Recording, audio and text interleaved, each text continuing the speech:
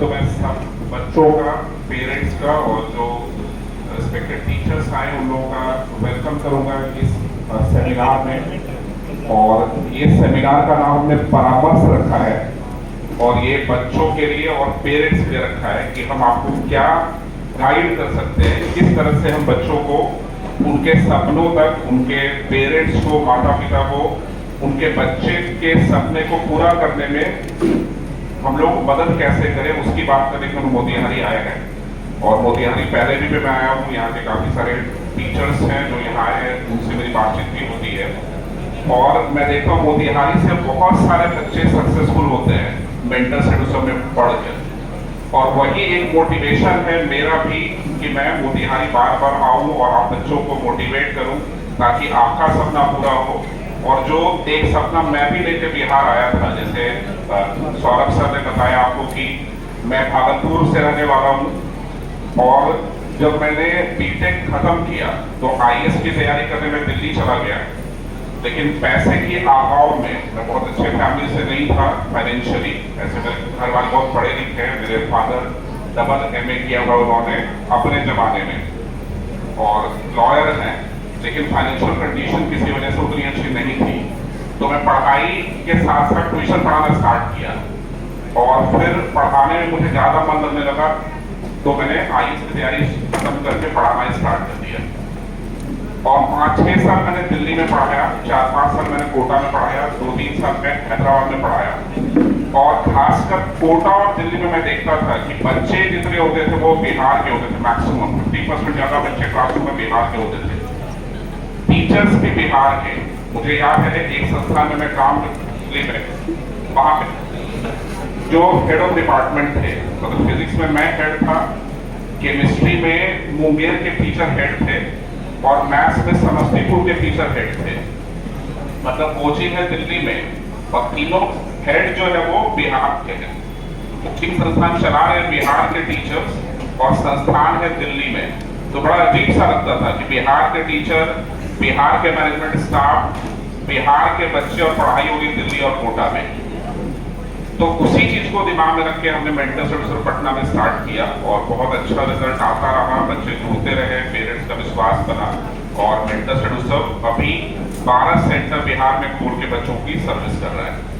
और एक चीज मैं और भी बताऊंगा कि हम बच्चों को बिल्कुल कम फी में पढ़ाते हैं, ठीक है ना, ताकि ज्यादा से ज्यादा बच्चे मेंटर से पढ़ें और वो सफल हो जाए। बहुत सारे बच्चे जो टैलेंटेड होते हैं, निर्धन होते हैं, उनको फ्री में भी पढ़ाया जाता है, फ्री में रहना खाना दिया जाता है। तो ये करने का पर्पस ये कि जो दिक्कतें मैंने अपने पढ़ाई के टाइम में ऑब्जर्व की थी, जैसे मुझे याद है जब मैं पढ़ता था तो सारे सब्जेक्ट पढ़ने के पैसे भी नहीं होते थे, तो जो मेरा सबसे वीक होता था उसी का ट्यूशन पढ़ पाता था मैं। तो ये हमेशा लगता था कि फी बहुत ज्यादा नहीं होनी चाहिए, है ना, इतनी हो कि बच्चों को सारी सर्विसेज मिले, सब कुछ मिले, लेकिन फी ज्यादा ना हो। तो इस सपनों को हमने आगे बढ़ाया है और आप बच्चों के लिए खूब मेहनत करते हैं, हमारे टीचर्स, हमारे नॉन टीचिंग स्टाफ, और हमारा मेन फोकस रिजल्ट पे होता है। आप देखेंगे रिजल्ट सिर्फ टॉपर ही नहीं, जो बिहार के, झारखंड के टॉपर तो मेंटर से आते ही हैं, है ना। मोतिहारी के काफी सारे बच्चे आईआईटी में गए हैं, टॉप मेडिकल कॉलेज में गए हैं, और मुझे याद है काकरम करके भी लड़का है, वो मोतिहारी का ही है, वो भी यहीं से पढ़ा, नीट में 325 रैंक उसका आया था। तो ये सारे बच्चे पढ़ते हैं यहाँ से और अच्छे जगह पे जाके जब सफल होते हैं तो बहुत अच्छा लगता है, और वही मेंटर्स की अचीवमेंट है। मेरा बच्चों को हमेशा ये बोलना होता है ना, कि आपको पढ़ाई पे ध्यान देना चाहिए, है ना। और ये इसलिए बोलता हूँ कि ये मैं बचपन से खुद भी अपने बारे में सोचता हूँ, ये बचपन से मेरे दिमाग में ये लाइन फिट है कि एजुकेशन, ये वाला फैन ऑफ द डे। आप किसान भी के भी बच्चे हैं, तो आपके पास 100 बीघा खेत नहीं है, आप एक साधारण किसान के बच्चे हैं। अगर आपको अपना सपना पूरा करना है तो पढ़ाई आपके लिए सबसे इम्पोर्टेंट चीज है, जिससे आप अपनी दुनिया बदल सकते हैं, अपने परिवार की दुनिया बदल सकते हैं, समाज बदल सकते हैं, अपने गांव को बदल सकते हैं। तो एजुकेशन ही सबसे पावरफुल वेपन है हमारे पास, है ना। गवर्नमेंट की ताकत से ही आपको आगे बढ़ना पड़ेगा। मैं खुद भी बहुत साधारण परिवार से था, मैं तुम्हें बता दूं, घर के ऊपर छप्पर हुआ करता था, जब पढ़ाई करते थे बरसात में तो किताबें भीग जाती थी, तो मच्छरदानी लगाते थे, उसके ऊपर प्लास्टिक बिछा के नीचे पढ़ते तक किताबें ना भीग जाए। तो मुझे बचपन से पता था कि पढ़ाई करके मैं अच्छा कर सकता हूँ अपने परिवार के लिए, खुद के लिए और फिर समाज के लिए। अभी मेंटर्स में 100 से ज़्यादा टीचर काम करते हैं, जो हमारे 12 सेंटर्स हैं सब मिलाएंगे तो, और करीब 300 नॉन टीचिंग स्टाफ काम करते हैं और 400 लोग। तो आपको ऐसा करना पड़ेगा कि आप पढ़ाई पे फोकस कीजिए। मैं 8th क्लास तो बहुत सीरियस नहीं था, लेकिन जब फोर्थ सवाला तो 9th से बिल्कुल सीरियस हो गया। हम लोग, मैं बिहार बोर्ड का स्टूडेंट था, 10th में फर्स्ट डिवीजन आया, 12th में आया, फिर IAS की तैयारी करने गया, पैसे के अभाव में नहीं कर पाया, तो फिर टीचर बन गया और पढ़ा के बच्चों से कनेक्ट हुआ और अभी यहाँ आपके सामने खड़ा। तो आपको ये समझना पड़ेगा कि पढ़ाई से आप कहीं भी पहुंच सकते हैं, है ना। और मैं सिर्फ बातें नहीं करता, ऐसे बहुत सारे बच्चे मैंने देखे हैं। इस बच्चे को आप देखिए, ऑटो ड्राइवर का बेटा है ना, इसके फादर के साथ, और इस बच्चे के साथ मेरा एक इंटरव्यू भी है यूट्यूब पे, उसी का ये थंबनेल है।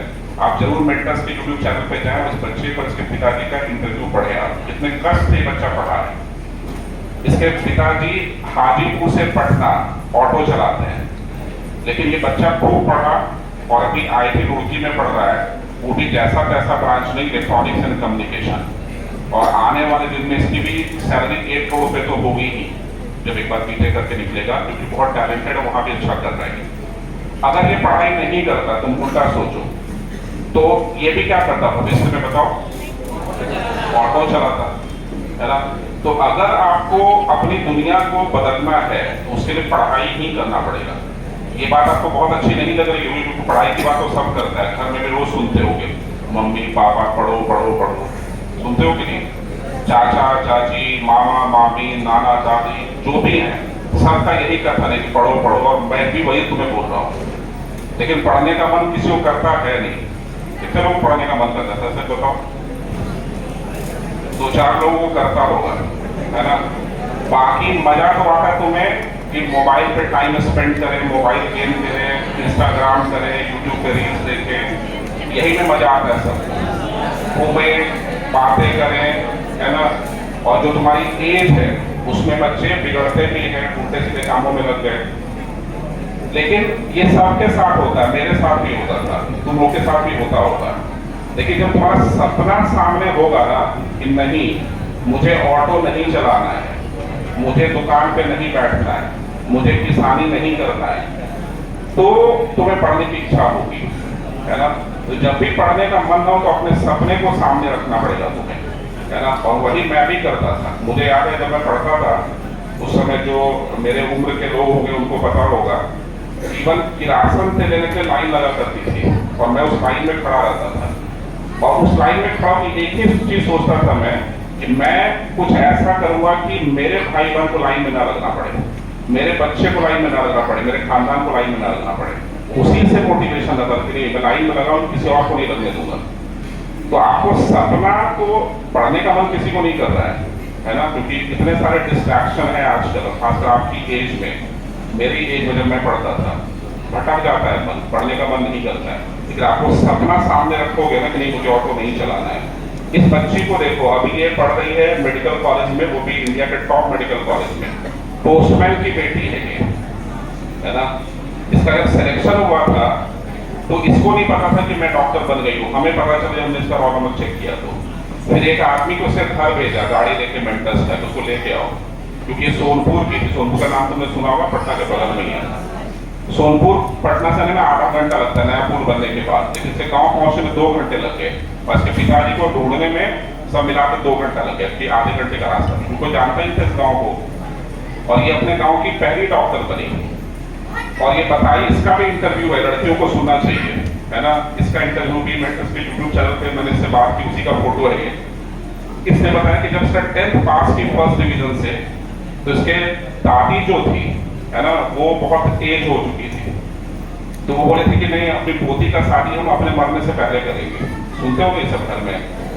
तो इसकी शादी का पूरा प्लानिंग हो गया, लड़का उड़का देखना चालू, मैट्रिक पास होते ही कि पोती का ब्याह देख के मरेंगे, ठीक है, भले पोती मर जाए लेकिन अपना सपना पूरा करना है। ये डर से भाग गई अपने मामा के यहाँ, वो छोटा मोटा जॉब करते थे पटना में, मेंटर्स ज्वाइन कर लिया कि पटना में रहूंगी, मेंटर्स में पढ़ूंगी, तैयारी करूंगी, तो फिर शादी नहीं होगी। तो शादी से बचने की पढ़ाई स्टार्ट किया। सोचो तुम सपना कहाँ से शुरू होता है। डॉक्टर नहीं बनना था, शादी से बचना था।